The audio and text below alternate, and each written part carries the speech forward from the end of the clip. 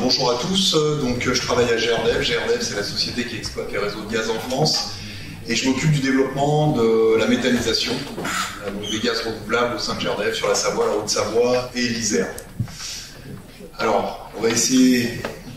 Donc, une petite introduction pour vous dire que les gaziers rentrent dans la troisième révolution gazière, on va dire. On a eu la première partie qui était avec le gaz de ville et les usines à gaz qui permettaient de produire du gaz à partir de houille et les dessertes très locales.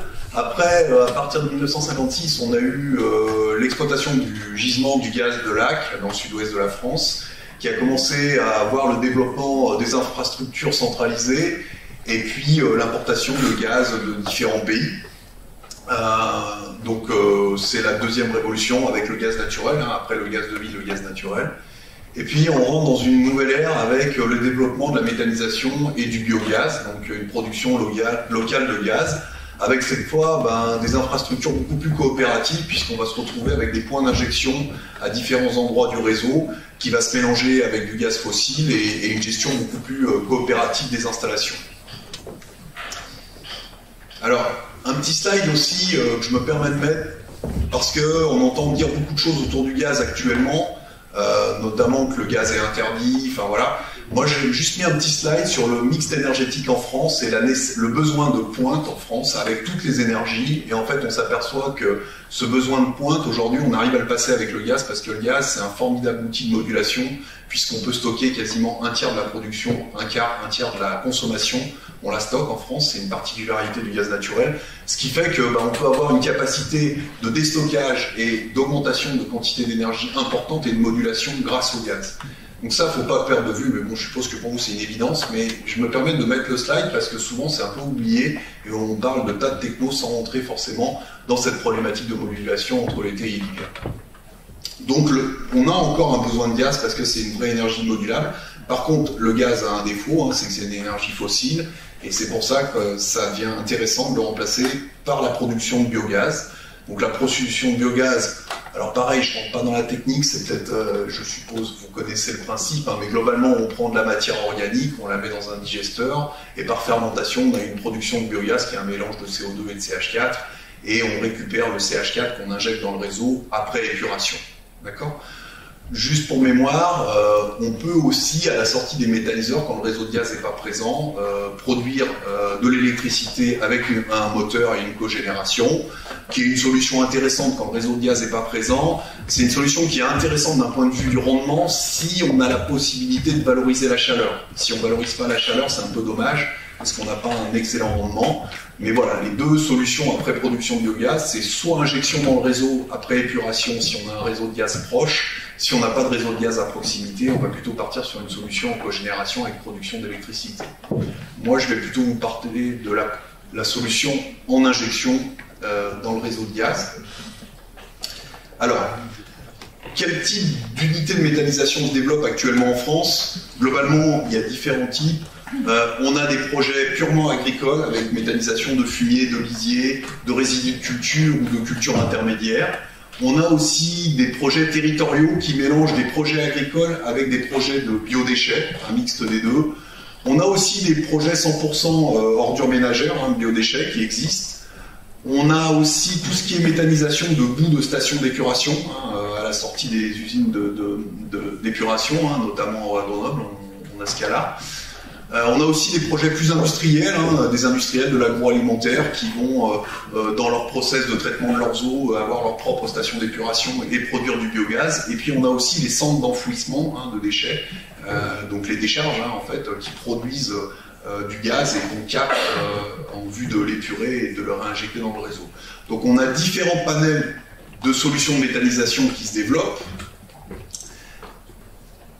Le plus important, oui, c'est le volet agricole. Alors là, je vous ai mis la carte de France à date, là où on en est des unités de méthanisation. Donc globalement, ce qui est intéressant de voir, à date, en injection, on est à 7 TWh. Ça fait 2% de la consommation de gaz en France qui est produite. en France. On voit que la plupart des déchets, enfin des projets, pardon, sont des projets agricoles. 75% des projets de production de biométhane sont des projets à partir des fluents agricoles, ce qui est normal puisque c'est la ressource la plus importante. C'est les projets en bleu et vert sur la carte. Il y a des projets agricoles territoriaux ou autonomes, on ne va pas rentrer dans le détail. Mais on voit que voilà, c'est assez logique, c'est là où on a les activités agricoles les plus intenses qu'on a des projets agricoles qui se développent. On a aussi en rouge les stations d'épuration et on voit qu'en fonction de la taille des villes, on peut avoir des projets plus ou moins importants. Et l'autre point qui est intéressant, c'est qu'on voit que la méthanisation, c'est une solution récente. Les premiers sites en injection, on voit là, on est en 2011, ça a commencé 2014-2015, on va dire. Ah, merci. Donc il faut appuyer, voilà, ok. Super, merci. 2014-2015, et on voit qu'on a une croissance forte qui nous permet, en partant de zéro, d'être déjà à 7 TWh de production de biogaz, donc 2% de la consommation française. Les objectifs de production de biométhane. Alors, il y a plusieurs scénarios de production de biométhane. On va prendre le scénario de la programmation pluriannuelle de l'énergie, qui est le scénario de référence. On est sur un projet, on va dire, à 10% de la consommation française à horizon 2030, pour faire simple. Après, le scénario filière, il est plutôt à 20%. La filière estime qu'on peut produire 20% du gaz à horizon 2030. 2030, c'est demain. Et puis, il y a un scénario beaucoup plus pushy qui dit qu'on peut aller jusqu'à 30%. Bon, moi, je pense que le scénario 20% ne paraît pas déconnant. En tout cas, les ressources, elles sont là. On est en capacité de le faire. Il y a des entreprises françaises qui sont développées. Donc, c'est une filière qui est vraiment... qui s'appuie sur des entreprises françaises. On le verra après avec le collègue de Waga qui interviendra juste derrière. 20% de la consommation de gaz en France. La Russie, c'est 17% en consommation. Donc ça veut dire qu'on peut rapidement, à horizon 2030, remplacer le gaz russe par du gaz français produit à partir de déchets organiques. Alors, après, il y a un scénario 100% gaz vert, c'est un scénario ADEME. Il y a d'autres scénarios, on en parlait tout à l'heure des gigawatts aussi, qui est un scénario intéressant. Le scénario 100% gaz vert, il dit quoi? Il dit que la méthanisation, globalement, on a un potentiel à 140 TW. La méthanisation, c'est ce que je viens de présenter juste avant. Donc on fait fermenter de la matière organique et on fait du biométhane avec. Et globalement, dans le scénario 100% gaz vert, donc pour qu'en 2050, 100% du gaz consommé en France soit du gaz produit en France, on va dire que la méthanisation, ce sera un tiers, vu de l'ADEME. Il y a un deuxième tiers, je simplifie au maximum, qui est la gazéification ou la pyrogazéification ou la gazéification hydrothermale. Il y a plusieurs technos. Là, on est sur des solutions moins matures, en mode plutôt pré-industriel, qui ont vocation à s'industrialiser. Le principe, il est assez simple. Enfin, assez simple. On prend du bois déchet, on prend par exemple des pneus usagés, on prend du combustible solide de récupération, on le monte en très haute température et en fait, ça permet de casser les différentes chaînes et revenir aux éléments primaires et faire un gaz de synthèse. Pour faire simple, je ne vais pas rentrer dans le détail, n'hésitez pas à aller voir, vous pouvez trouver pas mal de choses sur internet là-dessus. L'ADEME estime que c'est un deuxième tiers, la gazéification. Et puis il y a un dernier tiers, c'est la méthanation. Donc la méthanation, on entend beaucoup parler de production d'hydrogène à partir d'électrolyse de l'eau. Donc ça, voilà. Après cet hydrogène, il y a différentes voies d'utilisation. L'utilisation en direct, notamment pour la mobilité, on entend beaucoup parler, mais il y a une utilisation possible, c'est une injection, une part d'injection dans le réseau de gaz, pour le mélanger avec du gaz fossile et réduire l'impact carbone du gaz, ou la méthanation, c'est-à-dire rajouter, faire CO2 plus H2 et en fait refaire du CH4 de synthèse. Donc l'ADEME estime que ce potentiel, c'est un troisième tiers. Voilà. Alors, le scénario des gigawatts, le scénario ADEME, ce ne sont que des scénarios. Personne n'a de boule de cristal pour savoir ce qui se passera, mais en tout cas, on a des capacités de production de gaz renouvelable ou de gaz de synthèse importantes en France. Et donc, je reviens à mon premier slide sur la modulation et la capacité du gaz à être une énergie stockable. C'est certainement grâce à ça qu'on arrivera à conserver ce système modulable qui nous permet de passer les besoins de consommation divers. Alors, on m'a demandé donc de parler de compétences et d'emploi. Moi, je vous renvoie vers un site qui est très bien fait, qui s'appelle MetaFrance. MetaFrance, c'est le site, c'est le portail de la méthanisation, le portail national de la méthanisation, hein, dans lequel d'ailleurs il y a l'État hein, qui est sur ce site-là. Hein. Donc c'est vraiment un site de référence. Je me permets de le citer parce que sur la méthanisation, des fois sur Internet, on peut trouver des choses discutables. Là, ça a l'avantage d'être vraiment le site validé par l'État. Et on trouve pas mal d'informations, et notamment un guide emploi et formation, un guide à jour en 2022-2023. Je vous ai mis le lien Internet, vous pouvez aller télécharger ce guide dans lequel vous trouverez pas mal d'informations. Et n'hésitez pas à en faire la pub. Voilà. Alors, l'emploi dans la méthanisation. Je reviens à ces fameux 3 scénarios hein, évolutifs. On voit que ça peut aller de 17 000 à 53 000 emplois, le besoin d'emploi dans la méthanisation, avec des profils assez différents.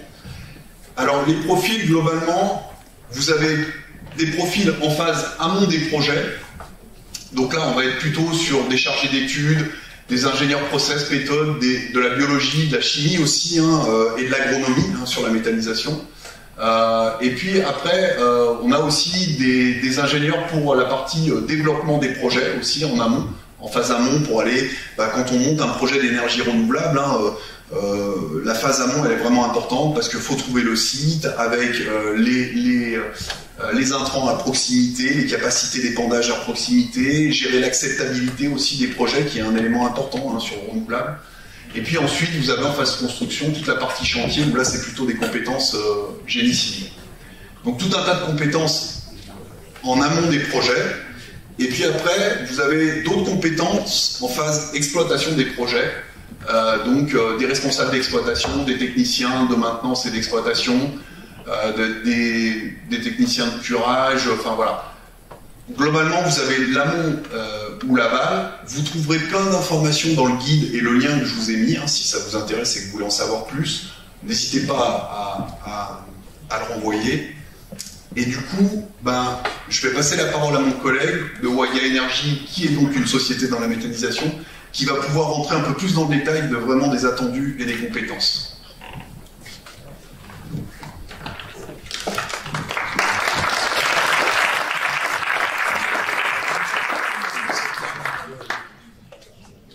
Comment tu fais ça? Ça, tu t'en sens comment? C'est discret, le micro. Ouais. C'est d'accord. Ok.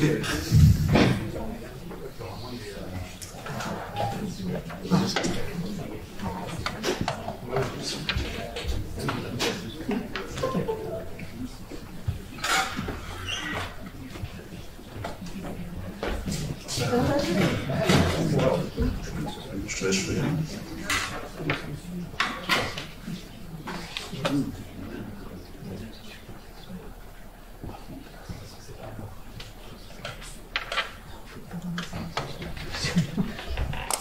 Super, merci. Tu m'as fait demander, c'est très pratique.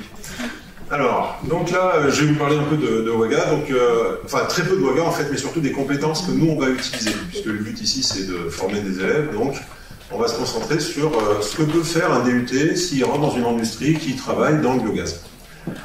Typiquement, chez nous, on a des techniciens d'exploitation et de maintenance, c'est là que les seules personnes qu'on a, alors pour le moment on en a 10 hein, qui travaillent comme ça, on en a un qui vient de chez vous, et voilà le genre de travail qu'il fait, donc tous les jours, il va devoir, sur les écrans de supervision qu'on a déjà vu en exemple chez les collègues, suivre l'unité, son fonctionnement, il va être responsable de la qualité du gaz produit, il va avoir un boulot au niveau de la sécurité. Donc nous, c'est des gens qui sont déportés, ils ne sont pas présents sur les usines en permanence. Donc l'approche de sécurité est importante dans le sens où on n'a pas toujours le ressenti de ce qu'on fait comme action.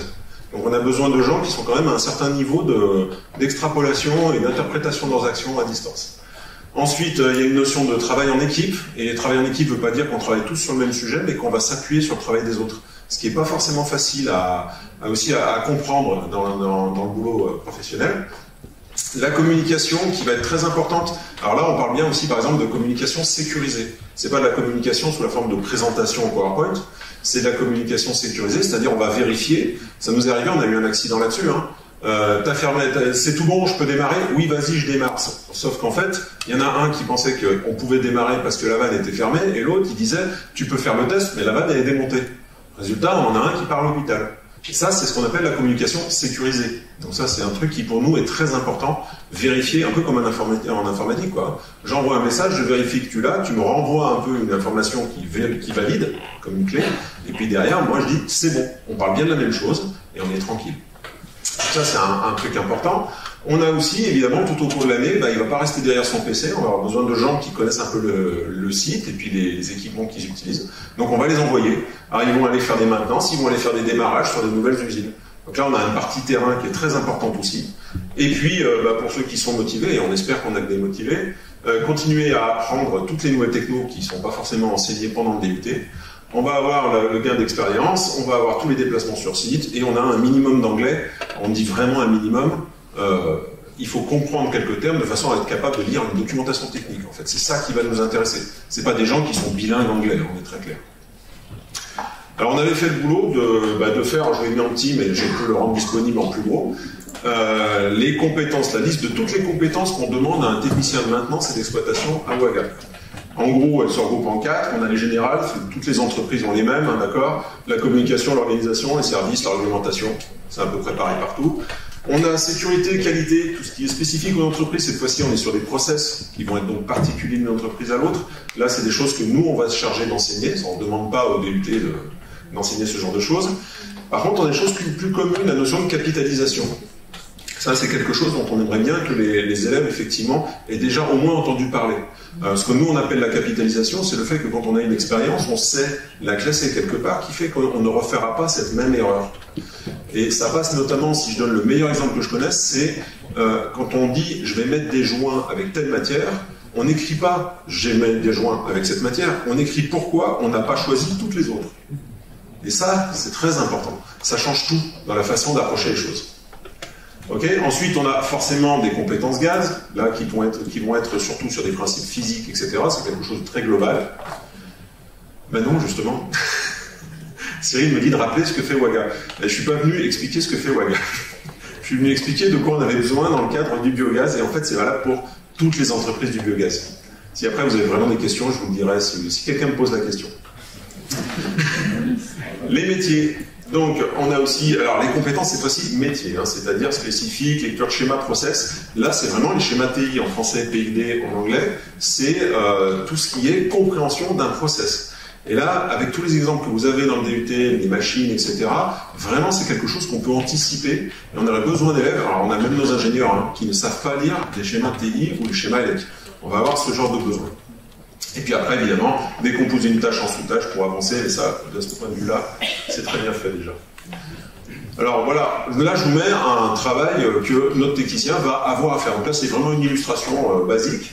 Donc on lui demande, donc nous on est à Mélan, là-haut, là, à côté de Grenoble, on va lui demander d'aller intervenir en maintenance sur une ISDND. Donc il a déjà pas mal de trajets à prévoir, une énorme autonomie, parce que là, il va se retrouver à 500 km de sa base. Donc prévoir son travail, prévoir ses outils, anticiper tous les problèmes, le logement, les repas, etc. Bon, il est aidé évidemment, hein, mais c'est quelque chose qu'on lui demande, de se projeter.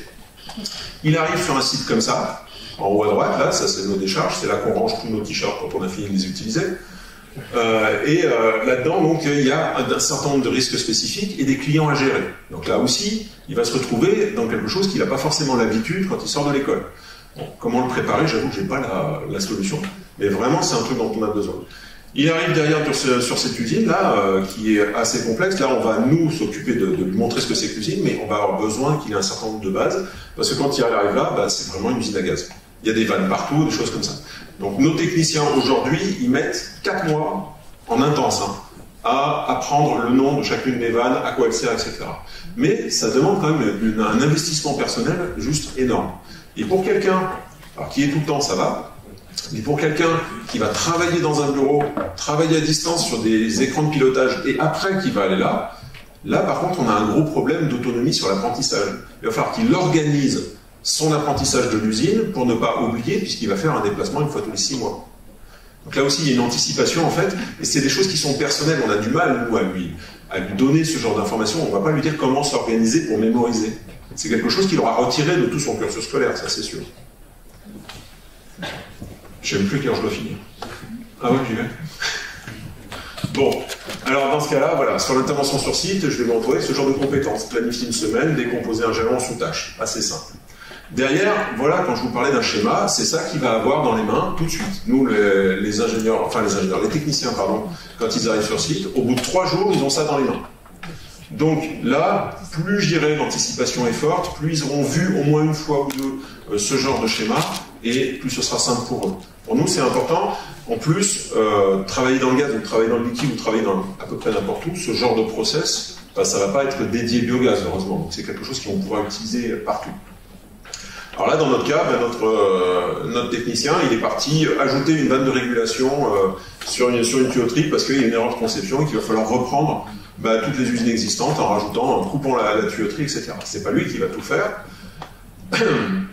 mais on va lui demander en tout cas d'être capable de superviser l'intégralité de l'intervention, notamment tout ce qui est performance énergétique, tout ce qui est flux et bilan de matière, parce qu'il va falloir que la vanne, il vérifie quand même qu'il parte avec la bonne, il faut qu'il comprenne quand même ce qu'il va faire. On a la préconisation de solutions techniques d'amélioration. C'est pas un petit mot, ça, parce que c'est la R&D qui fait le design de la vanne que lui, il va devoir installer. Mais on a déjà vu que la R&D et puis le technicien qui, lui, a connu le site, c'est deux personnes différentes. Il y a énormément de richesses qui peuvent venir du fait qu'il y a un échange et pas une réception d'ordre. Donc on attend de nos techniciens aussi une vision critique de ce qui est proposé par la R&D. L'évaluation, rédaction de procédures, très important surtout au niveau technicien, parce qu'on va parler de choses concrètes. Et puis derrière, lire les schémas industriels, maîtriser son degré de compétence, alerter éventuellement si ils ne se sentent pas capables. Et ça, c'est quelque chose qui, pour nous, est fondamental. On a besoin que des jeunes qui sortent de l'école soient capables de savoir à quel moment ils ne savent pas faire. C'est pas facile non plus à enseigner un élève, je reconnais. Voilà. Ensuite, derrière, donc, comme c'est pas lui qui va faire tout, par contre, on va lui demander de rédiger le cahier des charges pour les sous-traitants. Ça, c'est quelque chose que nous, on attend, que c'est pas spécifique au métier. Ce qu'il y a dedans est spécifique, mais la notion de cahier des charges à destination d'un sous-traitant, c'est quelque chose qui peut être exploité dans tous les métiers. Donc ça nous paraissait une compétence qui pourrait être donnée par l'IUT. Alors du coup, ça en fait plein, distinguer, etc. Bon, au bout d'un moment, je vais peut-être pas toutes les passer, il faut ça les documents. Ça, c'est comment on rédige. Ensuite, on va avoir cette fois-ci plus des trucs qui sont un peu plus spécifiques. Là, c'est les risques. Alors, on a notre site client, tout à gauche, avec des règles, ne serait-ce que la sécurité routière. Ça, tout le monde n'a pas encore complètement compris. Mais on a aussi des règles qui sont très spécifiques au métier, d'accord? Ça, c'est une chose. Ça va être un peu tous les clients. Puis, on a des spécifiques, mais alors vraiment, cette fois-ci, chez nous, on a des gaz qui sont inflammables, qui peuvent exploser, et il y a des procédures qui sont générales. Ça, c'est clair qu'on ne va pas demander à l'IUT de former les élèves à l'intégralité de toutes les procédures. Mais par contre, avoir une notion du risque, connaître les pictogrammes de danger, savoir ce que c'est un comportement responsable, et que, par exemple, la notion de permis de travail peut exister ou des choses comme ça, c'est quelque chose que vous pouvez apporter bien avant que nous, on arrive, même un peu tard. Des fois, on n'a pas de permis de travail. Sur certaines entreprises un peu jeunes, nous, il y a 2 ans, il y a 6 mois, on n'avait pas de permis de travail. D'accord, c'est seulement depuis 6 mois qu'on l'a installé, suite à des problèmes, des accidents, des choses comme ça, quoi. On progresse doucement quand on est une entreprise jeune. On a des risques qui sont très dangereux. Alors là, les gaz neutres, même le méthane, c'est aussi on perd pas notre temps en expliquant aux élèves, tout simplement parce que c'est des choses qu'ils peuvent rencontrer chez eux. L'asphyxie, l'anoxie, etc. Les bonnes pratiques, la manutention, c'est pareil. C'est des choses, on perd pas son temps quand on parle un peu de sécurité à des étudiants. Et on a aussi la notion de pression. Donc ça, c'est tous des trucs spécifiques. Et puis là, voilà, le permis de travail un peu que nous, on a inventé, qui est un peu condensé pour être utilisable. Il faudrait, dans l'idéal, c'est vrai qu'on peut passer beaucoup de temps à expliquer à un étudiant, à un nouvel embauché, toute la démarche, ce que c'est comme type de sécurité. Mais plus il a de culture générale là-dessus, et mieux ça se passera pour nous. Et surtout, plus il aura une vision critique un peu de la bonne utilisation. Là, typiquement, on va dire que si je prends ce qui est en bleu, là en haut à gauche, il a identifié un inflammable en zone ATEX avec un risque d'anoxie, cryogénique et pression. Derrière, les moyens de protection, vous voyez, dans nos permis de travail ne sont pas remplis.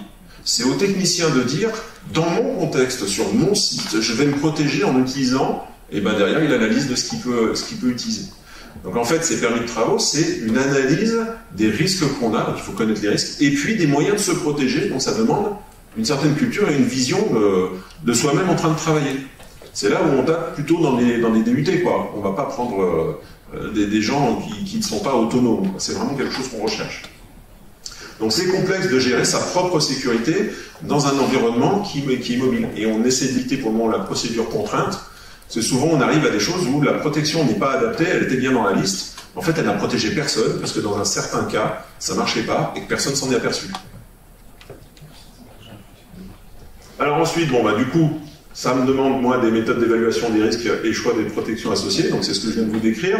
La notion de coût aussi, parce que dire par exemple que je n'interviens qu'avec un appareil respiratoire autonome parce que j'ai vu qu'il y avait des gaz toxiques, ça ne va pas fonctionner. Là, on est sur une protection qui est complètement démesurée par rapport à la réalité du risque. Et donc, intégrer la notion coût, risque et protection, ça c'est quelque chose qui nous intéresse. Les procédures, sécurité et puis les risques inhérents au métier de biogaz, c'est sûr que s'ils connaissent déjà, on est encore plus content, il n'y a pas de problème. Il ne faut pas se retenir. Après, on a le suivi de fabrication. Donc, il passe sa commande, c'est parti. Donc, qu'est-ce qu'il a? Il a son plan, son ISO, donc il va falloir qu'il soit capable de lire un ISO. Cette fois-ci, on n'est plus sur le schéma TI, on est sur l'ISO. Il faut qu'il sache se repérer dessus, comprendre, discuter avec les métallos qui vont lui souder, qui vont lui découper la ligne, qui vont la construire, etc. Et puis qu'il ait une notion des codes de construction. On ne demande pas à nos techniciens d'être des spécialistes des codes de construction, ils sont tous différents. Mais par contre, avoir une notion de comment c'est organisé, quel type d'informations on va y chercher, est-ce qu'ils sont vraiment contraignants ou à quel moment on peut en sortir, etc. Ou les déviations qui sont autorisées, ça c'est quelque chose que culturellement ça nous intéresse vraiment qu'ils aient. Donc là, bon, évidemment, il y a plein de choses spécifiques, c'est pas forcément le but. Donc on a suivi derrière sur la fabrication, on va avoir tous les suivis de planning, ce qui n'est pas forcément gagné si vous avez des étudiants qui ressemblent à mes enfants, c'est pas toujours ça. Lire les schémas industriels, etc. Ensuite, une fois qu'il est sur le site, il va y avoir donc la réalisation, le suivi, et là il va être particulièrement responsable des gens qui travaillent. Alors je vais vous donner un truc qui nous a pas fait rire, nous on a brûlé la figure d'un soudeur, parce qu'il y a eu des erreurs sur les manipulations des ponts. Le soudeur va très bien. En fait, il a perdu pas mal de cheveux et quelques sourcils. Heureusement, on encaisse très bien, enfin l'humain encaisse très bien la chaleur le temps que la sueur s'évapore, et du coup, on a le temps de se retirer. Et ça fait que, voilà, c'est moins grave que ce que ça aurait pu être. Toujours est-il que l'accident, il est là, pour nous, ça change pas grand-chose. Qu'il y ait un blessé ou qu'il s'en sorte bien, ça change rien, ça s'appelle juste de la chance. Donc, on a besoin de gens qui sont capables de comprendre l'implication qu'ils ont et les conséquences de leurs actes directement sur le site, cette fois-ci. Sachant que sur le site, ils n'ont pas que à rester les bras croisés, à regarder le soudeur travailler. Donc, ça demande vraiment tout un tas de... Enfin voilà, on a vraiment besoin de gens qui sont capables de comprendre ce qu'ils font et les implications de leurs actions. Il y a des normes à comprendre, la DESP, pour tout ce qui est équipement sous pression, et ATEX pour tout ce qui est explosif. Donc là aussi, c'est des normes, on ne peut pas nous prendre tout le temps pour expliquer. C'est bien d'anticiper ce genre de choses. Peut-être pas d'en faire des spécialistes. Donc voilà, un certain nombre d'informations qui peuvent se rajouter. On a le suivi planning toujours, etc. Par contre, se rajoute un peu tout ce qui est alarme, EIS. Les EIS, c'est des éléments importants pour la sécurité. Quand on travaille sur un site, il y a des systèmes de sécurité qu'on est obligé d'enlever momentanément. Ne serait-ce que, par exemple, vous avez un détecteur d'incendie qui fonctionne en UVIR, vous avez un soudeur. Si vous laissez votre détecteur, forcément, il va détecter que le soudeur est en train de travailler. Donc, vous allez arrêter l'usine pour une raison qui est fausse. Il va falloir donc chanter momentanément, c'est-à-dire vraiment désactiver cette sécurité, mais en sachant par quoi on la remplace. Et c'est là où ça devient intéressant, en fait. C'est là où le boulot commence à être intéressant, et surtout sur la notion de quel est le niveau de sécurité que j'avais, et quel est le niveau de sécurité que j'ai. Maintenant, j'ai modifié mon niveau de sécurité. Et là aussi, on sent bien que c'est des choses... On n'a pas besoin d'ingénieurs pour ça, mais on a besoin de gens qui sont quand même capables de comprendre. Après, on a tout ce qui est gestion des modifications. Là, je pense que tous les industriels ont connu ça. C'est quelqu'un modifie l'unité, très bien. Puis quelqu'un remodifie l'unité, très bien aussi, fait du bon boulot. Et puis il y a une troisième modification, sauf que on avait perdu de vue que les deux autres avaient eu lieu. En fait, on modifie une unité qui n'est pas celle qu'on modifie en réel. Celle qu'on va modifier sur le papier ne correspond plus du tout à celle qui est en réel.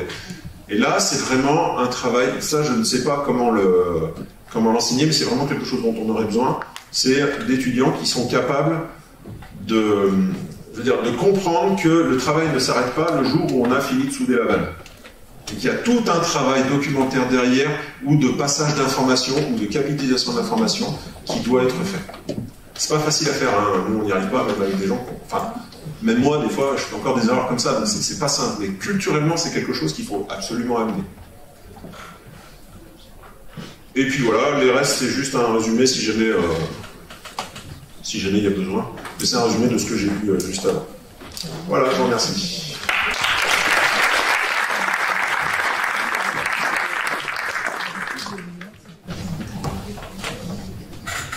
On va passer aux questions, c'est pas la vidéo qui me permet de poser la première question. Que fait Waga Énergie?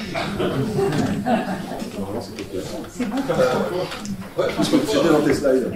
Non, ouais, Waga Énergie, c'est une société qui est spécialisée dans l'épuration du biogaz, en fait, avec une technologie un peu particulière que les autres ne maîtrisent pas forcément. C'est une société française et qui se développe fortement en France, mais aussi à l'étranger. Alors, je vais peut-être te laisser compléter parce que tu me... C'est quoi les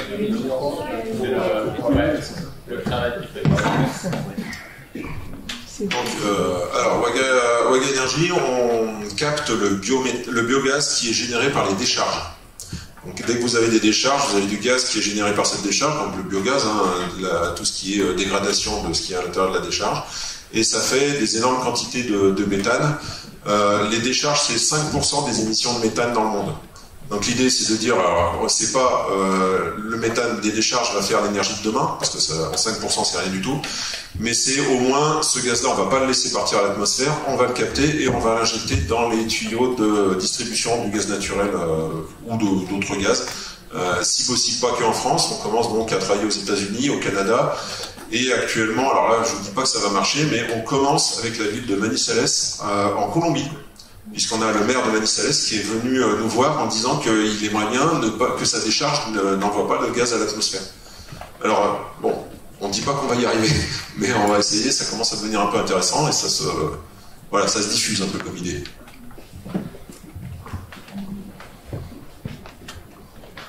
Donc, je vous laisse la parole. J'avais une question sur le pourcentage de biogaz qu'on pourrait injecter bientôt dans le réseau de gaz public. Le périmètre, j'imagine qu'il doit bouger un peu, parce qu'il y a des gens qui vont partir du gaz pour aller faire autre chose, des gens qui partent d'autre chose pour aller faire du gaz. Quand on parle de 10, 20, 30 ou 100% de gaz renouvelable dans le réseau, on parle de quel périmètre? Ouais. Alors juste, je reformule, quel est le périmètre gaz quand on parle de pourcentage? En fait, quand on regarde des scénarios comme Négawatt ou le scénario ADEME, il prend en compte, les scénarios prennent en compte la baisse des consommations. Puisqu'il y a quand même un truc au départ, quand on parle d'énergie, c'est d'abord la sobriété, avant de parler de la solution technique. Donc tous les scénarios le prennent en compte. Et c'est vrai que quand on a des projets qui nous sollicitent, la première chose qu'on regarde, c'est quoi les courbes de consommation sur le secteur et est-ce que le réseau, l'îlot situé à proximité, est capable d'accueillir la quantité produite. Donc voilà, ça c'est vrai que c'est un enjeu important à regarder sur les projets de méthanisation. Mais retenez que tous les scénarios prennent en compte des courbes plus ou moins importantes de sobriété énergétique.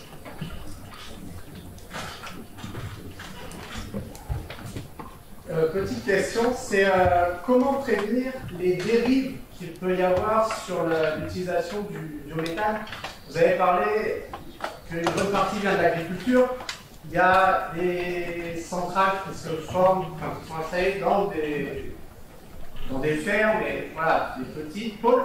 Et à côté de ça, il y a eu un reportage très intéressant sur France 5 sur le front, et justement, ils arrivaient aux dérives, où en fait, c'était des terres agricoles qui étaient exploitées juste pour ça, et, ou alors des déchets alimentaires, qui n'étaient pas encore des déchets alimentaires, mais juste un problème de packaging. Au lieu de revaloriser ça, c'est quand même de la nourriture, on a tendance à tout mettre dans les digesteurs et à faire du biométhane. Et il ne faudrait pas qu'on se retrouve... Ouais, voilà. Et il ne faudrait pas qu'on se retrouve comme aux États-Unis, où le lait est un produit résidu, en fait. Dans certains endroits des États-Unis, ils favorisent l'élevage est plus utilisé pour le biogaz que pour le lait. Et il ne faudrait pas qu'on en arrive au même niveau. Donc la question c'est comment cadrer l'utilisation des ressources en vue de la production du biogaz. Alors, je vais me permettre de répondre parce que, effectivement, la culture énergétique, ça peut être un problème dans le cas des digesteurs. Je vais même aller encore plus loin. Imaginez que Wagabox, ce soit quelque chose qui intéresse, qui marche bien parce que ça capte les déchets. Vous pouvez imaginer un maire d'une ville qui dit moi j'arrête de trier, je fous tout dans ma décharge, j'achète une Wagabox, et puis ça y est, j'ai mon autocollant vert. Donc encore pire que ce que vous venez de dire, j'ai un autre scénario, voilà. Je pense que ça ne se joue pas chez nous. Ça ne se joue pas ni à Waga, ni à GRDF. Nous, on n'est pas des acteurs là-dessus. C'est vraiment un boulot citoyen de surveiller les élus, de surveiller les autorisations qui sont données, de surveiller ce qui se fait dans l'agriculture. Enfin, pour moi, en tout cas, j'en suis pas là. Maintenant, tu mets un bémol? Ouais, je mets un bémol quand même, là. La question, elle est très pertinente.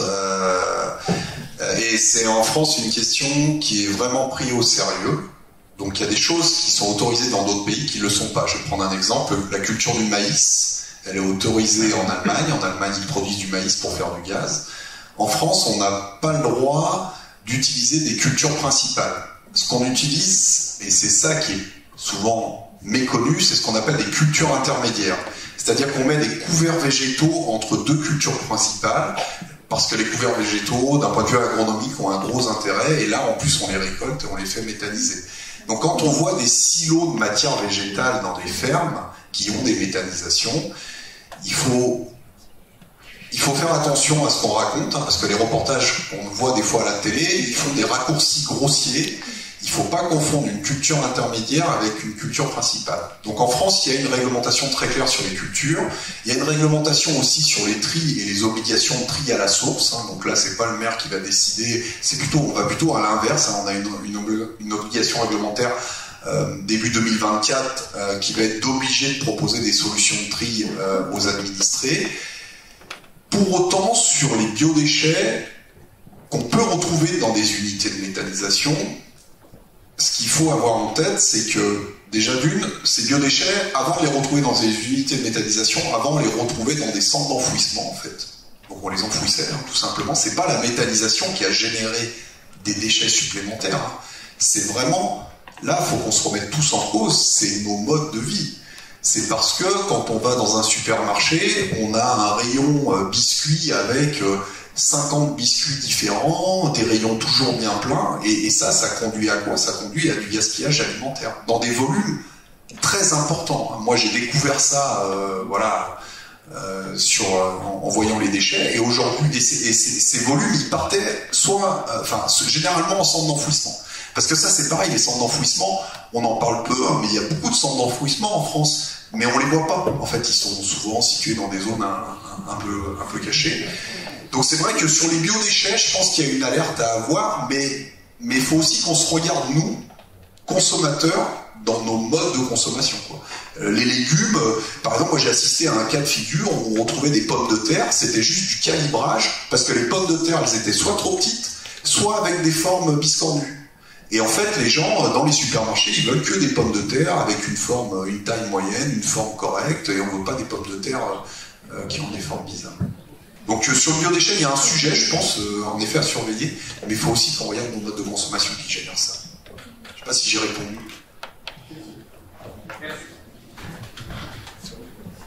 Pour la méthanisation agricole, il faut environ combien de fermes, une ferme de combien d'hectares pour pouvoir arriver à l'usine de méthanisation? Parce que, en gros, actuellement, c'est principalement les grandes fermes qui peuvent se permettre d'avoir une usine de méthanisation ou plein de petites fermes qui se regroupent. Alors, ça aussi, c'est une question pertinente. C'est qu'en fait, moi, la première fois que j'ai vu de la méthanisation, c'est à l'abbaye de Tamier, au-dessus d'Albertville, avec des moines qui fabriquent du fromage et qui faisaient méthaniser leur petit lait. Je me rappelle, le moine, il m'avait dit « Small is beautiful ». Alors c'était marrant, juste pour l'anecdote, le moine, avant d'être moine à l'abbaye de Tamier, il était trader à Londres. Donc ce qui explique pourquoi il avait fait son PowerPoint Fast. Bon, bref. Et il m'avait dit ça, et je trouve que c'est juste, mais la limite des petites installations, c'est comment on fait pour amortir les charges fixes, et c'est ce qui fait que rapidement, pour avoir un coût de production du gaz le plus bas possible, et d'être du coup de pouvoir être concurrent avec les énergies fossiles, hein, même si on n'arrive pas au prix des énergies fossiles, on s'oriente vers des grosses installations. Et c'est vrai que faut trouver l'équilibre là-dedans, parce qu'une grosse installation, elle génère beaucoup de nuisances quand même. Hein. Alors pour répondre à la question sur la taille des fermes, globalement, une unité de méthanisation moyenne, on est sur des fermes avec... Alors déjà, on n'est jamais sur des fermes individuelles, on est toujours sur des GAEC ou des regroupements, hein. C'est très rare. Alors si, il y a des très grosses fermes qui ont leurs propres unités, mais généralement, il faut un regroupement avec un cheptel de 300 vaches. 300, voilà. Pour une installation en injection. En cogénération, les installations, elles sont plus petites, donc on peut être sur des cheptels plus petits. Voilà. Faut trouver l'équilibre, en fait. Hein. Sinon, on fait monter les coûts de production et après, on n'est pas compétitif. C'est un peu la limite du truc. Et du coup, comment on favorise le regroupement en fait, des différentes fermes pour que ça puisse faire une usine de méthanisation? Parce que manifestement, c'est ça leur gros problème, c'est que le côté administratif est très prenant et très pesant. Et s'il y en a un qui s'en va, ça remet tout en cause l'usine en fait. Alors, ça aussi, tous les agriculteurs sont pas... alors, je suis issu du monde agricole, donc je le dis facilement, tous les agriculteurs sont pas en capacité non plus d'exploiter une installation de méthanisation, parce que ça reste une petite usine avec des compétences, comme l'a expliqué Mickaël, assez pointues. Et donc, par exemple, les agriculteurs, quand on commence à leur parler de plans de maintenance, de recherche systématique de fuite ou de plans de vannage, eux ils disent moi je change les pièces quand c'est cassé, quoi. C'est pas vraiment comme ça que ça marche. Donc tous les agriculteurs sont pas capables. Après, dans les jeunes agriculteurs, il y a quand même des gens qui cherchent à faire du regroupement parce qu'ils essayent d'avoir des vies différentes de leurs parents et du coup de pouvoir avoir des vacances, etc. Et la méthanisation, ça fonctionne bien en regroupement, quoi. Donc les jeunes, c'est plutôt les jeunes qui sont vers des solutions comme ça.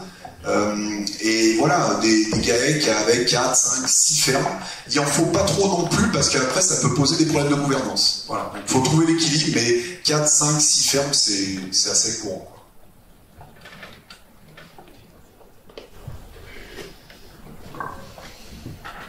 Pour les mesures d'évaluation des risques, vous vous êtes basé sur les procédures des centrales nucléaires, sur quel type de structure? La question porte sur l'évaluation des risques. Comment pour avoir fait votre permis de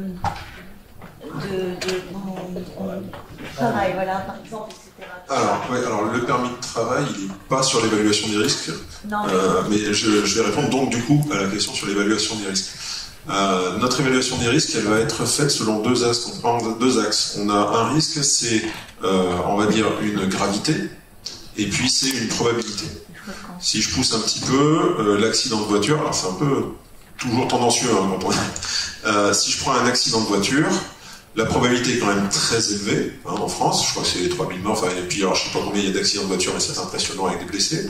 Par contre, les conséquences sont faibles, dans le sens où c'est un drame pour les gens qui le vivent, et pour la famille, l'entourage, mais d'un point de vue, on va dire, vie de la France, ça remet rien en cause, sinon ça fait longtemps qu'on aurait arrêté de conduire des voitures. Donc voilà, on est sur une probabilité très haute et une conséquence très faible. Si je prends de l'autre côté quelque chose comme, on va dire, l'explosion d'une centrale nucléaire, on va avoir une fréquence qu'on va essayer de ramener très basse, et puis on va avoir un niveau de gravité qui est largement supérieur, puisque vous aurez peut-être un cercle d'un rayon d'une quarantaine de kilomètres où définitivement, voilà, faudra plus aller, quoi. Et là, ça devient des conséquences qu'on n'arrive plus à assumer, en fait. Et donc, c'est cette évaluation-là, entre probabilité et gravité, qui fait notre niveau de risque. Et après, on a une échelle qui nous dit, si par exemple c'est faible en gravité, faible en probabilité, on va avoir quelque chose qu'on va accepter. Et en fait, la grosse évolution qui s'est passée dans l'industrie récemment, c'est cette notion de maîtrise des risques qui ne veut pas dire le zéro accident.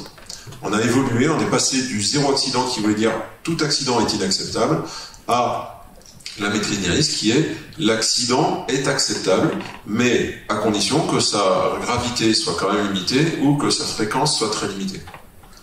Et d'ailleurs, c'est humainement, enfin, je pense qu'on est plus câblé pour ça, puisque tout le monde dans la salle sait très bien que prendre une voiture c'est très dangereux et qu'on y risque sa vie, et tout le monde monte dans une voiture. L'humain fonctionne comme ça.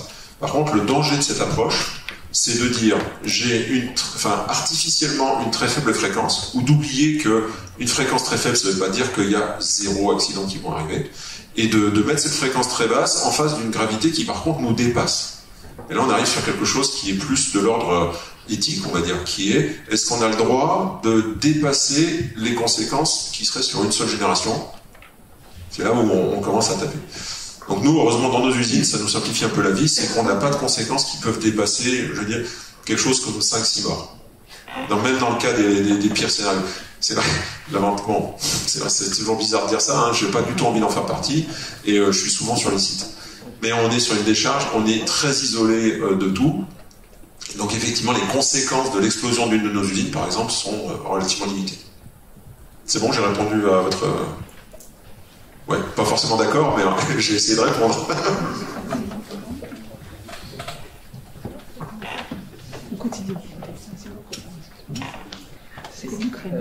Est-ce qu'il y a des projets d'exploitation du CO2 qui est produit par la digestion des bioressources à terme, dans le cas de la méthanation par exemple?